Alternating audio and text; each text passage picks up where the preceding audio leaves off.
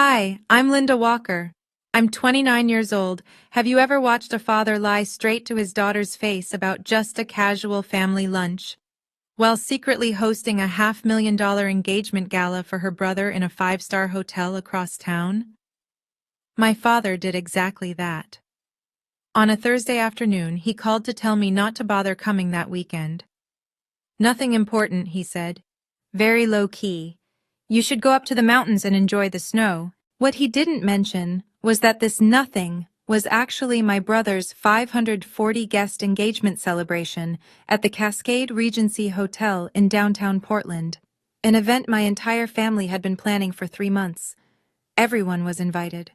Everyone except me. And somehow, while they toasted my brother's future under crystal chandeliers, I was 3 hours away at Lake Tahoe, about to post a ski selfie that would accidentally hijack their perfect evening, expose years of quiet exclusion, and start a chain reaction that cost my father his reputation and my brother his promotion. And this is how I accidentally became the family villain, and why I now believe that sometimes the sharpest revenge is simply refusing to shrink. If you're listening to this, subscribe and tell me where you're watching from. Because if you've ever been the forgotten one in your own family, this might feel uncomfortably familiar. Growing up as Gregory Whitmore's daughter should have been a golden ticket.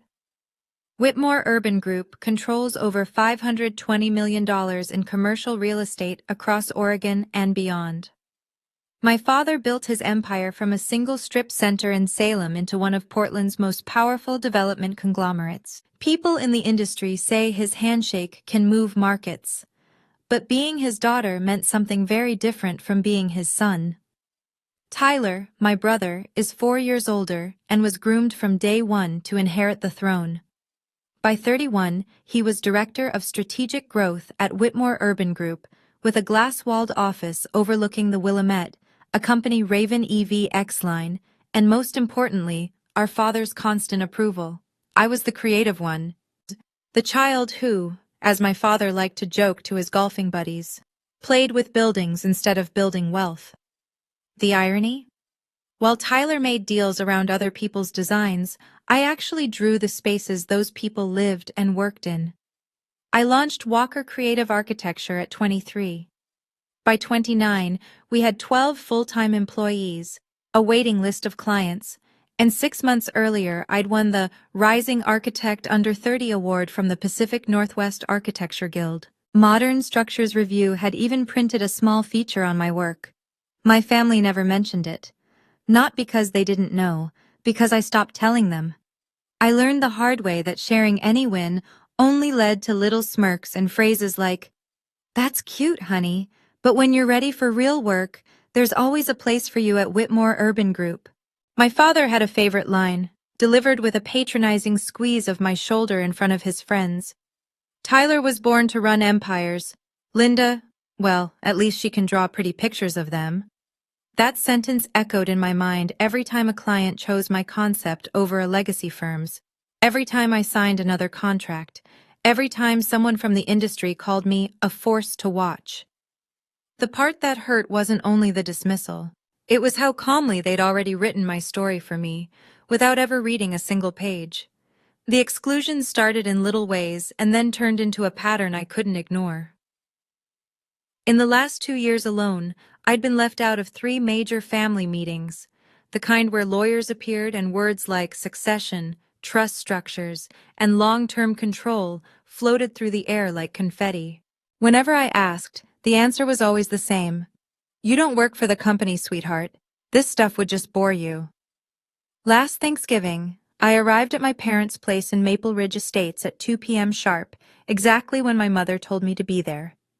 I walked into a dining room being cleared, plates stacked, candles half melted, and my aunts and uncles drifting into the living room cradling glasses of brandy. "Oh, Linda," my mother said, genuinely startled, napkins still in hand. "We started a little early. Tyler has a flight. There's a plate for you in the kitchen." 23 relatives, and they simply carved the turkey without me. Later that night, they posted the official family Thanksgiving photo. There was a perfect gap in the group where someone might have stood.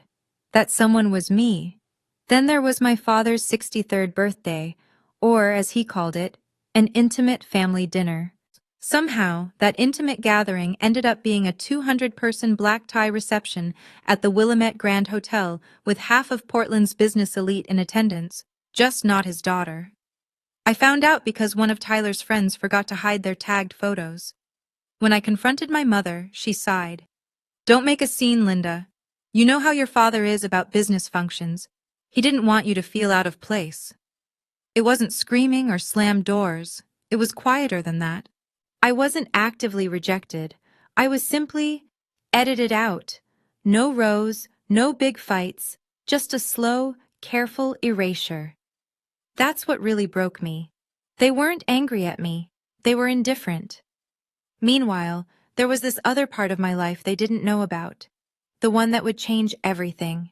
8 months before the engagement disaster, I'd applied for the project everyone in our region secretly wanted, the Tahoe Crest Luxury Eco Resort, a $97 million sustainable mountain resort commissioned by Summit Ridge Resorts Corporation. 112 firms submitted proposals. 12 made it to round 2, 3 to the final shortlist. I was the youngest lead by at least 15 years, and the only one without a 50-person team behind me. The night before the final presentation, my studio floor was covered in drawing sets and models. I remember standing in the middle of the chaos, barefoot, a cup of cold coffee in my hand, thinking, if I win this, there is no way they'll be able to pretend I'm just playing architect. Because that $97 million wasn't just a contract, it was a number my father understood, a language he respected. For 8 months, my team and I lived on caffeine and takeout, building and rebuilding an idea that seemed impossible on paper. A modular eco-luxury system that could cut construction costs by 30% while still hitting the highest environmental benchmarks. The big firms called it unrealistic. We built it anyway. If I hid that win, if I let my family keep telling the story of Linda the starving artist, I knew I'd be complicit in my own erasure. The official announcement was scheduled for November 16th at 9:00 p.m. at a big industry event in Portland. Summit Ridge's president, Colin Granger, planned to reveal the chosen architect in front of hundreds of developers, investors, and designers, including, as I'd recently learned, my father. He'd been trying to court Summit Ridge for over a decade. The confirmation email from Dana Brooks, Summit Ridge's chief financial operations director, sat in my inbox like a live wire. "Congratulations again, Ms. Walker. We look forward to announcing your selection publicly on Saturday evening." The line I couldn't stop rereading was, "The youngest principal design architect in Summit Ridge Resort's 40-year history." But while my professional life was quietly about to explode upward, my personal reputation within my own family was sinking in the opposite direction. 3 weeks before that night, I'd been at a friend's wedding. During the reception, I walked by the bar and heard Tyler's unmistakable laugh. "My sister?" he told a semicircle of Whitmore executives, clustered like planets around him. "She plays at being an architect. She draws pretty pictures for bored rich women who want a new kitchen. Dad still pays her rent, but we don't talk about it." I froze behind a column. The worst part was recognizing some of the people at the bar, developers I'd actually met professionally. They chuckled politely, eyes flicking with curiosity, as if they were mentally updating whatever they'd heard about me. My father's destruction was softer, but even more damaging. At a charity auction, I donated a full design consultation for free. When the auctioneer got to my lot, my father stood up and clinked his glass.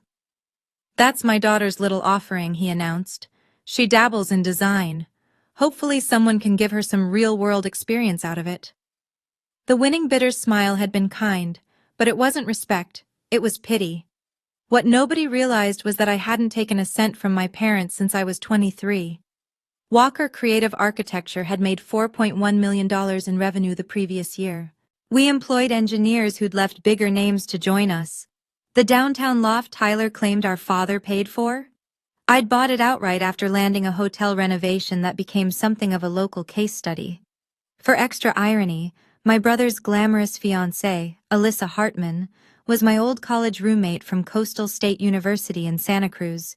She'd watched me pull all-nighters in studio while she bounced from party to party. She of all people knew how hard I worked. And yet on Tyler's arm, she'd nod sympathetically when he talked about how Linda still hasn't really found her footing. By November, the narrative had settled like concrete. Tyler, the heir. Linda, the fragile almost artist. So when my father called me that Thursday, I should have expected what came next.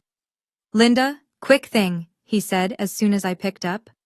"No, hello. This weekend we're having a small get-together. Just some family, a little lunch at the house." I shifted the phone. "Oh, sure. What time should I—" "Actually, you don't need to come," he cut in smoothly. "It's mostly Tyler's friends and some extended family, business people. You'd be bored. Very casual. Really, you should go do that mountain thing you love. The snow is gorgeous right now." He hung up before I could find words. The whole call lasted 43 seconds. That familiar heaviness settled in my chest. The kind where you're not sure if you're more hurt or more tired. 2 hours later, my phone buzzed. It was my cousin Sophie Langford, a sophomore at Coastal State. "OMG," she texted. "Can't believe Tyler and Alyssa's engagement party is going to be insane." My heart skipped. "Engagement party?" I typed back. "What party?" "The one Saturday at the Cascade Regency. Mom said the whole family's been planning it for months. Aren't you coming?" I stared at the screen. "Small family lunch. Nothing important. Go enjoy the mountains." Her next message contained a screenshot from Alyssa's story, a gold-foiled invitation with calligraphy that read, "Gregory and Elaine Whitmore request the pleasure of your company at the engagement celebration of Tyler Whitmore and Alyssa Hartman." The event tag said, "Cascade Regency Hotel, Grand Ballroom, black tie, 7:00 p.m. In hashtags, #Whitmore, Hartman, #Regency, engagement, 540 guests." As I scrolled, I found Alyssa's planning highlights. A cake tasting at Cascade Regency's restaurant with my parents beaming beside her. A floral design meeting at Magnolia and Vine Events with Tyler's groomsmen weighing in on centerpieces. Band auditions at the Silver Lantern Hall, where even my grandmother, Marjorie, had been invited to share her opinion. Everyone had been included in the process. Everyone had a role to play. Everyone. Except me. The final slap came from a vendor's page. The party favors were custom champagne bottles, each wrapped with a photo montage of the Whitmore family through the years. I zoomed in on one image. My parents' Christmas gathering from the previous year. Grandparents, aunts, uncles, cousins. 23 people posed in front of the fireplace.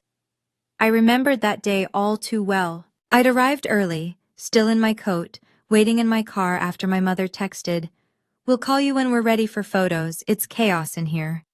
No call ever came. When I walked in, everyone was already pulling off their coordinated scarves. That's the photo they used, the family shot with everyone arranged just so, except I wasn't in it. 3 months before that Thursday phone call, everything had begun to shift in another part of my life. I'd been invited to present my final design for the Tahoe Crest Eco Resort in Summit Ridge's boardroom on the 38th floor of Skyline Crest Tower, with the Cascades stretched out beyond the glass. Colin Granger sat at the head of the table, exactly the way people described him. Measured, impossible to read. When I finished my 90-minute presentation, he stood and walked toward the windows. "Ms. Walker," he said, hands in his pockets, gaze on the hills. "I've seen a lot of mountain resort proposals in the last 20 years. Everyone promises luxury with a conscience. You're the only one who didn't try to force architecture on the landscape." He pointed out at the distant tree line. "You're letting the terrain speak, and you're amplifying it. And you're telling me you can cut our baseline construction costs by 30%, while hitting standards my board called fantasy." He turned back to me. "Why isn't Whitmore Urban Group backing this? Your father has sent me almost 50 pitches over the years. None of them looked like this." The air felt electric. "I prefer to earn my opportunities," I said carefully, "not inherit them." For the first time, his mouth curved into a genuine smile. Gregory Whitmore's daughter who goes by her own last name, he mused. The irony writes itself. Later, in the hallway, Dana Brooks pulled me aside. Off the record, she said quietly. Colin has been trying to work with your father for ages. Something always felt off. Your proposal? It's exactly what we've been waiting for. Someone hungry enough to actually innovate, not just recycle whatever worked 10 years ago. She squeezed my arm. We'll be in touch very soon. Weeks later, the email arrived. The contract was signed, internal approvals complete, and the public reveal would happen at the Pacific Innovation and Development Expo on November 16th at the Cascade Regency Hotel.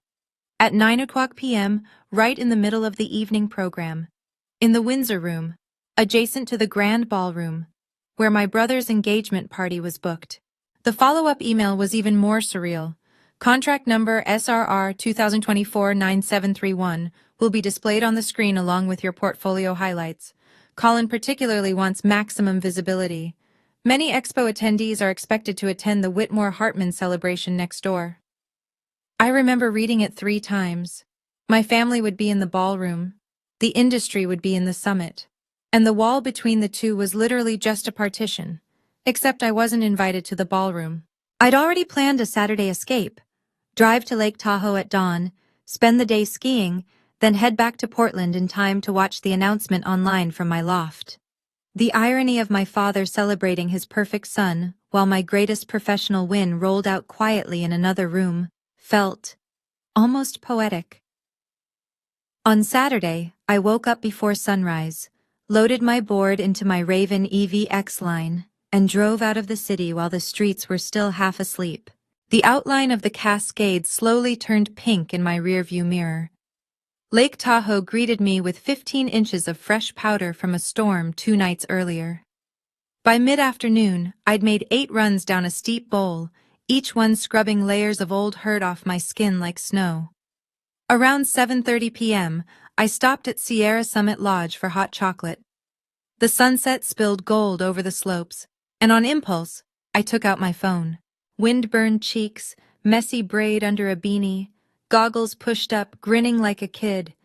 Behind me, the peak stretched out, luminous. I snapped a selfie and posted it to Instagram with a simple caption. Perfect powder day at Tahoe. Sometimes you have to breathe at 9,000 feet. # powder therapy, # Tahoe crest. Then I slid my phone into my pocket and headed for one last run. Down in Portland, the engagement gala would be starting, Tyler in his custom tux, Alyssa in whatever gown she'd been teasing her followers with all week. My parents playing gracious hosts. I remember thinking, with a calm I hadn't felt in years, I'm exactly where I'm supposed to be. 10 minutes later, on the chairlift back up, my phone started vibrating non-stop in my jacket. When I reached the bottom, I finally checked. 47 missed calls from Dad, 18 from Mom, 12 from Tyler, 20 plus unknown numbers, plus unknown. Group chats I hadn't been active in for months. A text from Sophie popped up at the top. Linda, everyone is freaking out. Your Tahoe post just popped up on the big screen. Alyssa was live and the comments are insane. Uncle Greg looks like he's going to explode. My stomach flipped. I opened Alyssa's live stream replay. She was glowing in a champagne Alexandra Rowan couture gown, gliding through the grand ballroom, narrating for her 3.4 million followers. And now I want to show you this amazing family montage the planners put together. She pointed the phone at the giant screen. First it showed childhood photos of Tyler, then pictures of my parents, then bigger group shots, and in the corner of her screen, a notification slid across. Linda Walker posted a new photo. She tapped it without thinking. My ski selfie filled the massive ballroom screen. The camera wobbled as background voices rose. Is that Linda? Someone near the phone said. Is she in Tahoe right now? Why isn't Greg's daughter here? Another voice asked loudly. The comments flooded the live. Wait, where's the sister? Why would she be skiing during her brother's engagement party? Why isn't she invited? The video caught my father's face in real time. Confusion, then anger, then something I'd never seen before. Panic. A new text buzzed in next to the replay. From Colin Granger. Interesting timing on your ski post, Linda. The ballroom is buzzing. Your father just told my table you're dealing with personal issues and couldn't attend. See you at 9 for the announcement? Or are you really in Tahoe? I typed back one line. I'm exactly where my father told me to be, enjoying the mountains. Back at Sierra Summit Lodge, I stared at my screen while the phone rang again. This time, I picked up. My father's voice exploded through the speaker, the roar of ballroom chatter muffled behind him. You selfish, vindictive! He stopped himself, lowered his tone, but the fury still crackled. Get in your car, now. You have 3 hours. If you're not here by 10, you're done, Linda. Do you understand me? Done with this family. I blinked. Dad, I said quietly, you told me this was just a casual lunch. You told me not to come. Don't play games with me, you knew. You've always been jealous of your brother, and now you're trying to ruin his night. In the background, I heard someone murmur, Greg, Summit Ridge wants a word. They're asking about the announcement. My father's breath shifted. What announcement? He snapped off mic. What is she talking about? I could almost see the pieces clicking together in his mind. This is about your little design project, isn't it? He hissed back into the phone. You think landing some small job makes you special? Tyler just secured a $58 million partnership through Whitmore Urban Group. That's real success, not your artistic dabbling. It landed like it always did, that mix of belittling and dismissal wrapped in practicality. Then he played his last card. Your grandmother would be ashamed of you right now. That was when I knew he was desperate. He only brought up my grandmother when he was out of arguments. Funny, I said softly. Grandma's the one who taught me to stand up for myself. The lift's closing soon. I've got to go. Have a great party. And for the first time in my life, I hung up on Gregory Whitmore. If you're still listening, this is where everything flips. Because while the Whitmores were scrambling to contain the rogue daughter skiing at Tahoe scandal, the man my father had spent 10 years trying to impress was about to step onto a microphone and turn the entire night upside down. At 8:45 p.m., as I sat in my Raven in the Tahoe parking lot with the heater humming, an unknown Portland number called. Ms. Walker? This is Jason Reed from the Pacific Business Herald. I'm at the Pacific Innovation and Development Expo. Colin Granger just asked if we could confirm whether you'll be calling in for the announcement. He seems to think you might be indisposed. For a second, my brain lagged.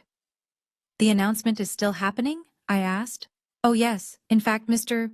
Granger just told the room that tonight's selection will, quote, redefine what we consider architectural excellence in the Pacific Northwest. The interesting part. He lowered his voice conspiratorially. Half the attendees are now in the Whitmore-Hartman engagement party across the hall. Your father just gave a toast about family legacy, and let me see if I can quote him. Choosing successors who understand real business. I could hear the murmur of voices and clink of glasses through his phone. Is Colin in the ballroom? I asked. He's at the VIP table with your father, some of Summit Ridge's board, and several Whitmore Urban Group directors. Oh, hang on. He just stood up. Jason's voice sharpened. Ms. Walker, are you going to speak on this call, or should I just leave you on speaker so you can listen? Put me on speaker, I said. I'll listen from here. He did. The ambient noise dipped, and then Colin's voice rang out, amplified through the ballroom PA. Ladies and gentlemen, before Tyler shares a few words, I have an announcement that concerns the future of development in this region. Greg, you'll want to hear this. Silence dropped like a curtain. Colin, my father's voice cut in faintly. This is my son's engagement party. Can't this wait? No, Greg, Colin said, still polite but firm. It really can't. For the past 8 months, Summit Ridge Resorts Corporation has been running a competitive search for the principal design architect of our new $97 million Tahoe Crest luxury eco-resort. 112 firms submitted proposals. Tonight, I am pleased to announce our selection. The ballroom's big screen, which had been cycling through Tyler and Alyssa's romantic photos, flickered to the Summit Ridge logo. The winning design reduces our projected construction costs by 30%, while meeting environmental standards our board initially labeled as unattainable. The architect behind this design is the youngest in our company's history to lead a project of this magnitude. My portfolio flashed up on the screen: the Riverside Crest Boutique Hotel renovation, the Willow Bend Eco Innovation Hub, the Portland Vista Art Pavilion. Then my headshot from Modern Structures Review with the headline, Rising Star Architect, Linda Walker reshapes the Northwest skyline. Ladies and gentlemen, Colin said, Summit Ridge Resort's principal design architect for the Tahoe Crest project is Linda Walker of Walker Creative Architecture. The silence lasted about 5 seconds. Then the room exploded. Through Jason's phone, I heard gasps, chairs scraping, a woman's voice saying sharply, "Isn't that Greg's daughter, the one who's not here tonight?" Another voice, "Wait, I thought she was having a hard time. He told us she was still finding herself." Colin continued easily over the noise. Contract number SRR 2024-9731 was signed 3 months ago. Walker Creative Architecture's modular concept beat submissions from firms 10 times her size. Dana Brooks, our Chief Financial Operations Director, can confirm the process was blind until the final round. Dana's voice came through the mic. That's correct. We had no idea Ms. Walker was related to Mr. Whitmore until after the selection. The proposal stood on its own merit. On the phone, I heard Colin turn slightly. "Greg," he said into the mic, "your daughter just secured the largest architectural contract in our portfolio this year. Congratulations." Jason whispered, "Your father just turned 3 shades paler. Tyler looks like someone unplugged him, and..." He coughed to hide a laugh. "Alyssa's live stream is still going. Her comments are feral." I quickly opened Instagram. The chat on her live replay was going too fast to read in real time. Family drama live? Wait, they didn't invite her?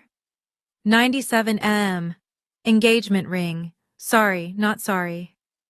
Justice for Linda. On screen, my father stepped forward. "There's clearly been some misunderstanding," he began stiffly. "Linda is working through some personal things and couldn't join us tonight." Colin's voice cut in, cool and surgical.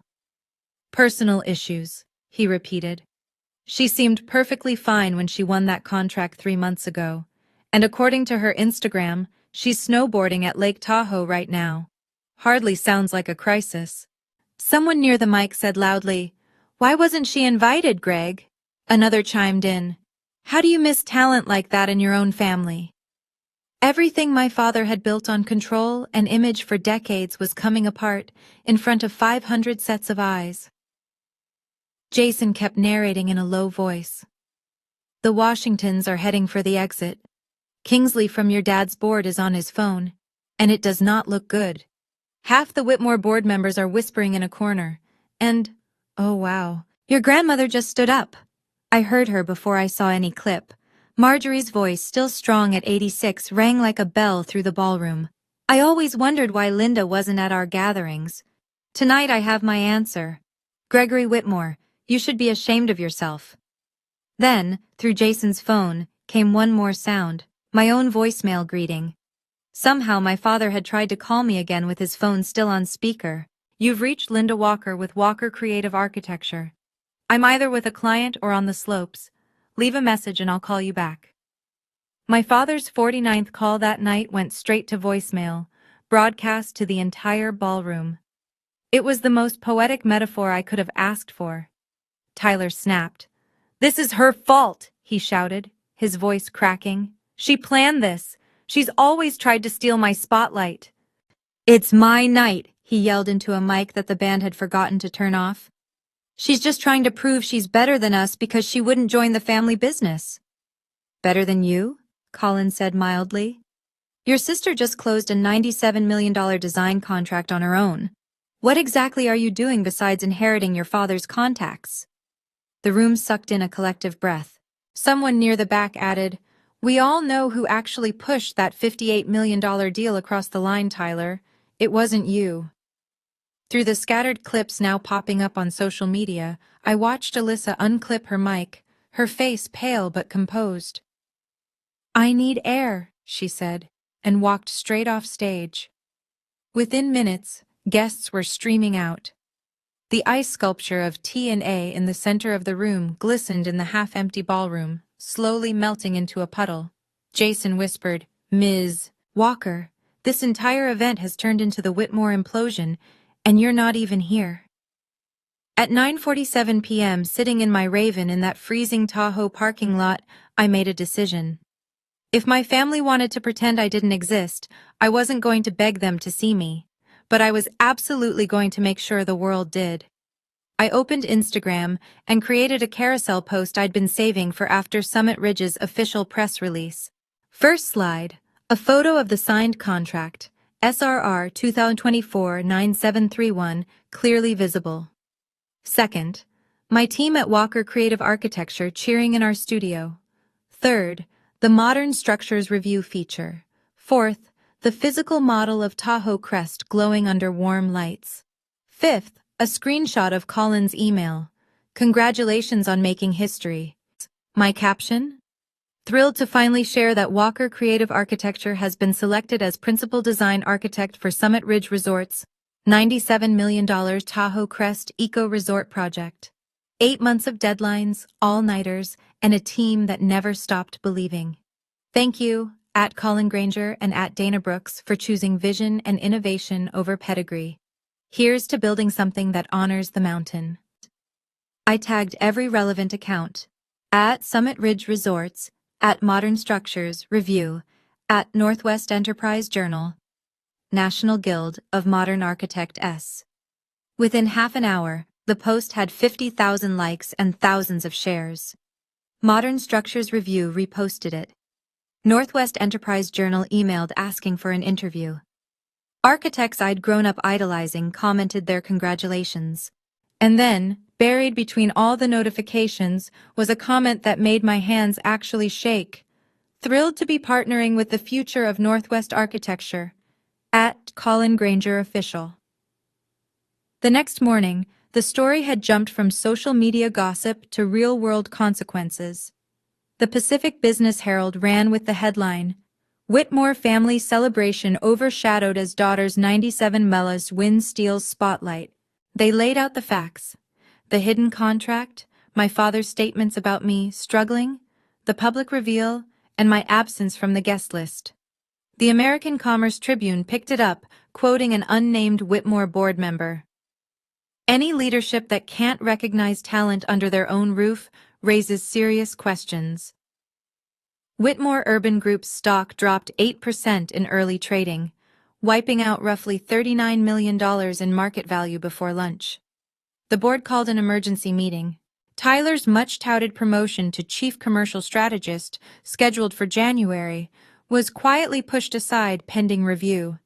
According to someone inside the company, Tyler's assistant, who'd always been kind to me, the $58 million partnership deal he'd bragged about was being re-examined after the client expressed concerns about Whitmore Urban's internal culture. And then, at 3:17 a.m. on Tuesday, my father sent a 4-page email. It swung between apology, rationalization, and bargaining. "Linda, I see now that perhaps I misjudged certain situations in my effort to shield you from the pressures of executive life. Your mother and I wanted to give you space to find your own path without the burden of Whitmore expectations." He went on to say the board was overreacting, that the media had twisted the story, and that we needed to present a united front. Then came the offer. He proposed creating a brand new role for me, Senior Vice President of Development, reporting directly to him. With a base salary of $920,000, bonuses, stock options, and the immediate transfer of 18% of his personal shares, making me one of the largest individual shareholders in Whitmore Urban Group. He suggested folding the Tahoe Crest project under the Whitmore umbrella, to give you access to more robust resources and position it as part of the Whitmore legacy. We can announce your appointment at the December board meeting, he wrote, and clarify to the market that you are a valued leader in this family and in this company. I read it twice, marked it as read, and didn't answer. He called 17 times over the next 6 hours. Each voicemail was a different version of the same plea. The last one was 12 seconds long. Linda, sweetheart, I was wrong. Just tell me what you want. But what I wanted, he couldn't give me.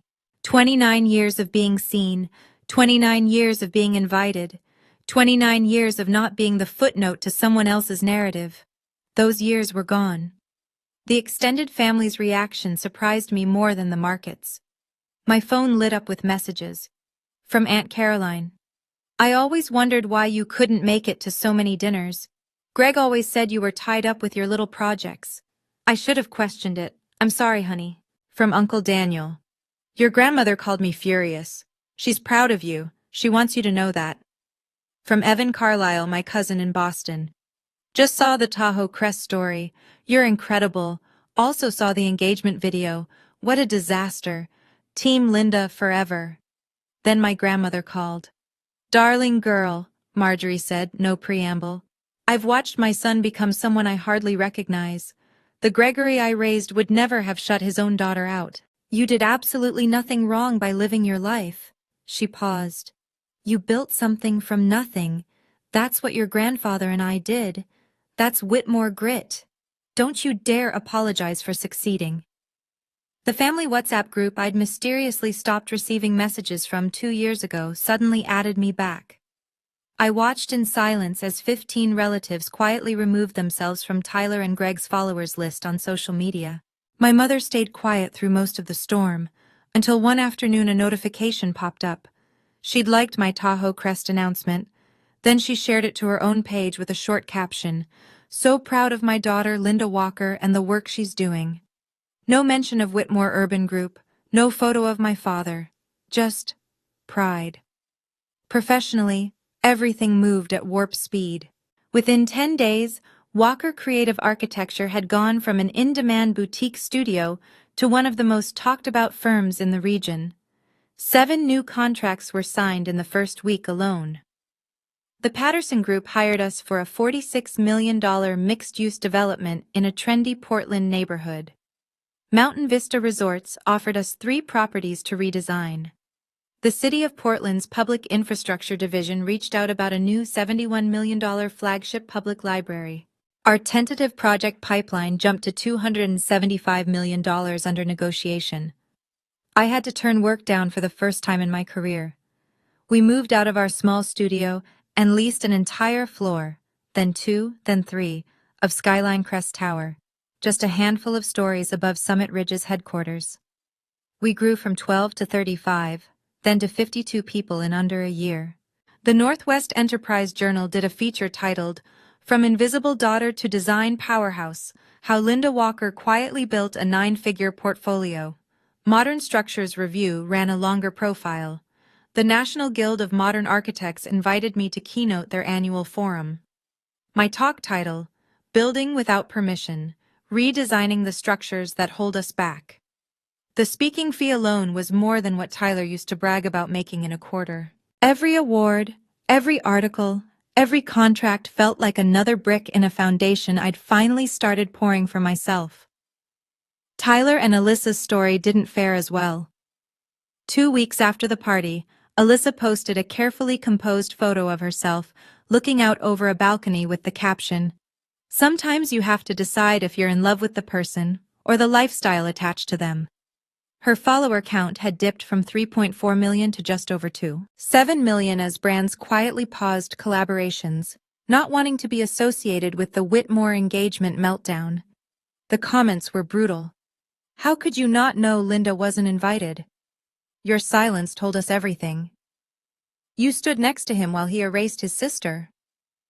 Tyler, according to mutual friends, spent most of his time pacing his office, ranting about how I'd plotted everything just to humiliate him. In his version, I'd known about the engagement party all along and timed my Tahoe trip and ski post for maximum drama. The Sun Valley wedding they'd booked for June was postponed to allow for family healing. The ring quietly disappeared from Alyssa's photos. One evening I got a DM from her. "Linda, I've been replaying the last few years in my head," she wrote. "You were a good friend to me in college. I let Tyler and your father rewrite who you were, and I didn't ask questions. I'm sorry. You deserved better from all of us. I'm starting to realize the Whitmore name costs more than it's worth. Coffee sometime? A. I didn't respond right away, but a week later, she posted something about choosing self-respect over status. I liked it. It was the closest thing to forgiveness I could offer at the time. My father asked to meet face-to-face a couple of weeks after the expo. We chose a small cafe in a quiet part of Portland, far from towers and boardrooms. He looked older than I remembered, softer around the eyes, as if the last few weeks had been years. "Thank you for coming," he said, voice low. I stirred my coffee and waited. "The board is pressuring me to step down as president," he admitted. "They say I've shown poor judgment. They keep asking how I could miss what was right in front of me." He swallowed. "Help me understand how we got here." I set my spoon down. "You got here," I said, "by deciding who I was long before you ever asked.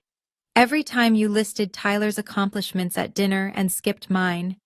Every time there was a family photo and no one thought to check if I was in it.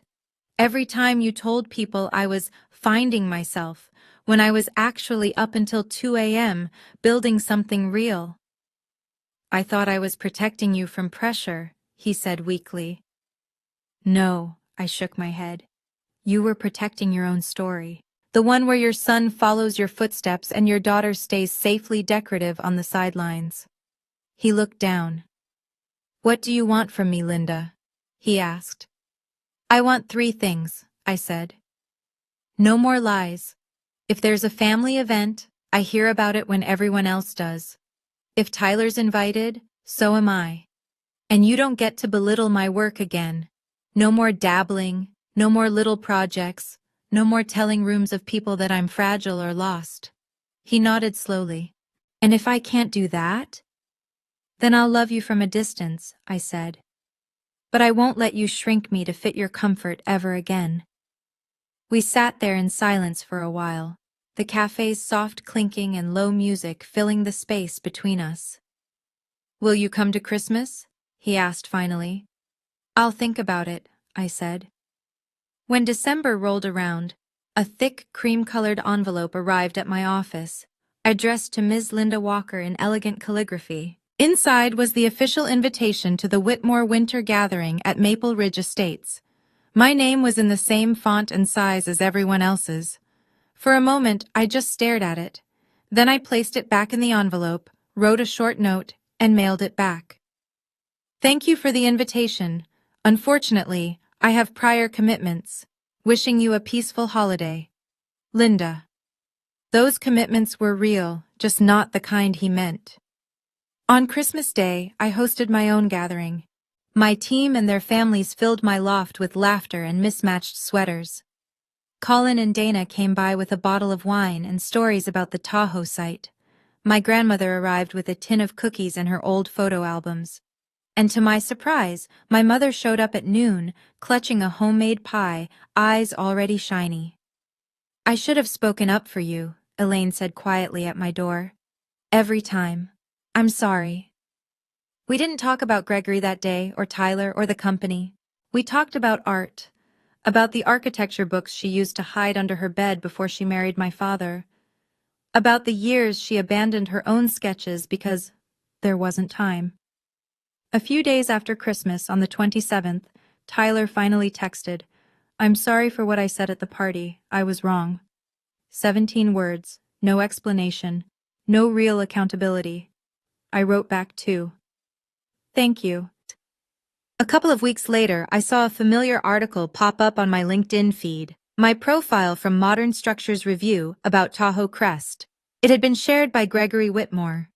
Caption: "Proud of my daughter Linda Walker and her groundbreaking work with Summit Ridge Resorts." The comments were vicious. "Now you're proud? Where was this energy when you didn't invite her?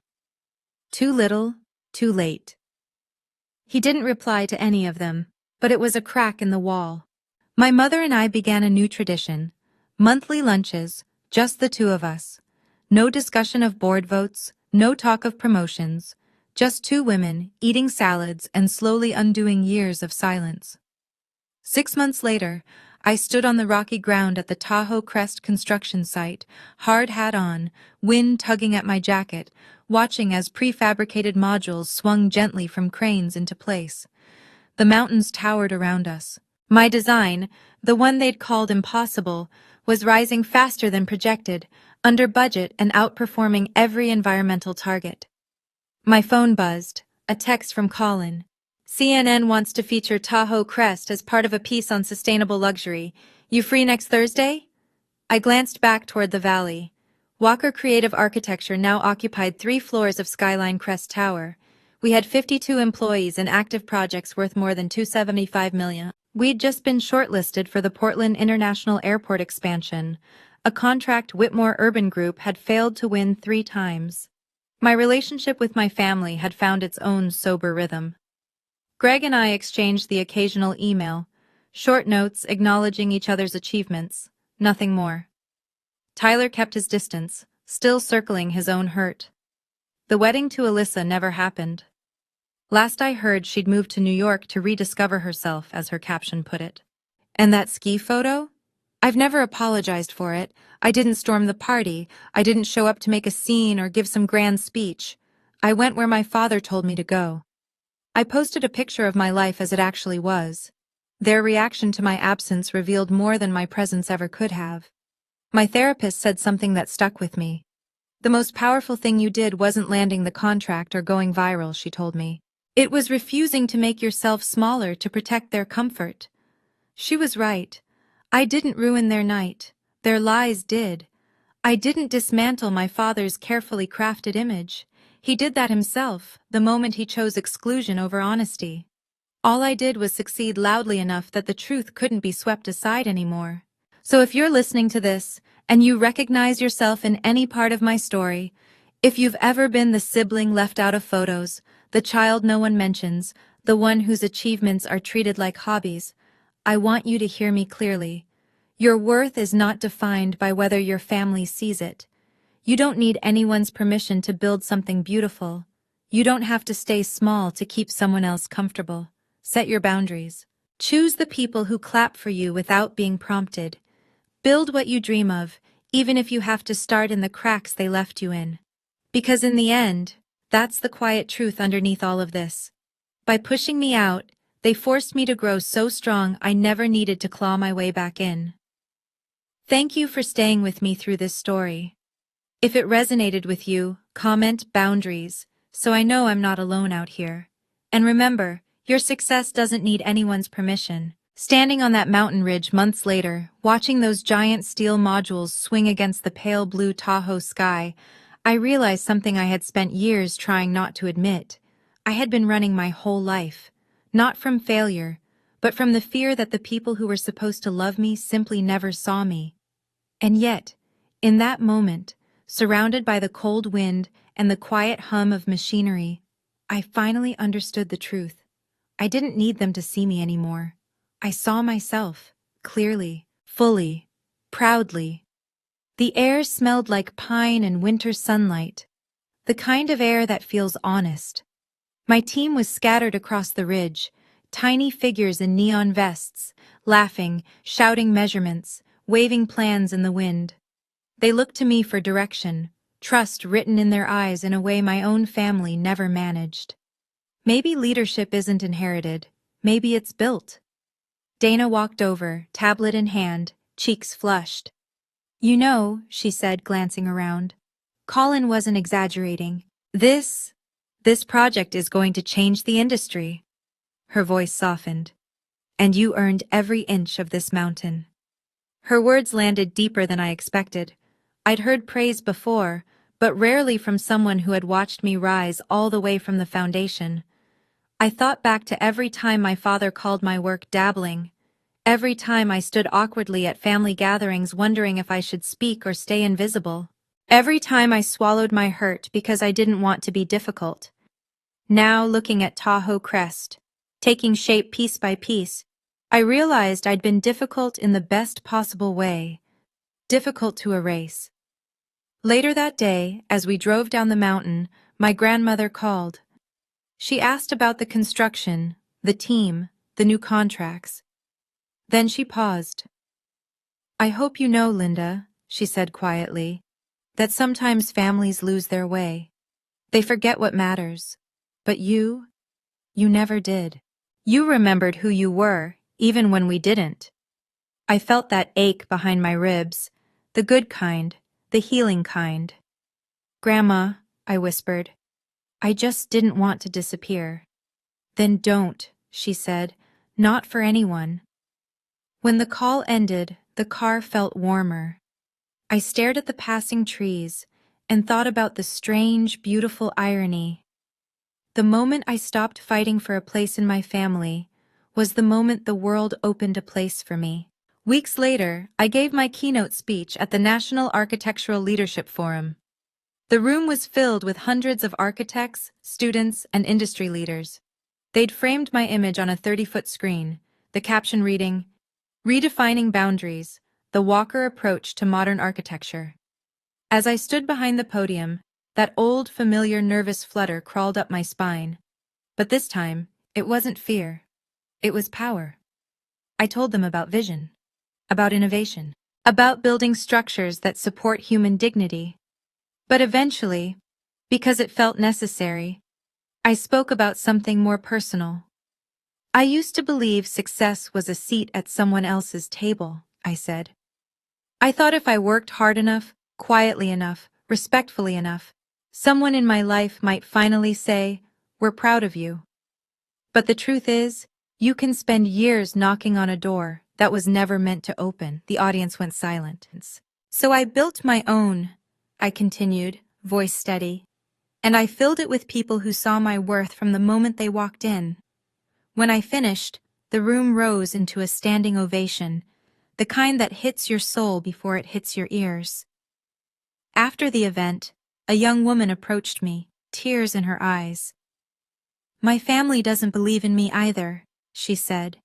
"Hearing your story, it made me think that maybe I don't have to wait for their permission."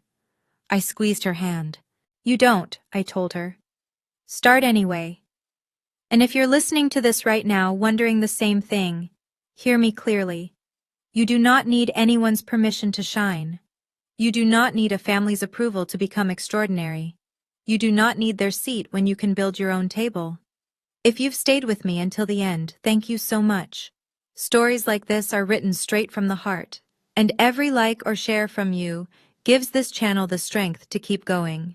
Let me know your thoughts in the comments. Do you think the main character truly deserved this ending? Which moment hurt you or made you the most angry? And what direction would you like to see in future episodes? If you enjoy this style of storytelling, don't forget to subscribe and turn on the notification bell so you won't miss what comes next. Every viewer is a huge motivation for me to keep creating better stories. Thank you so much for being here. See you in the next episode.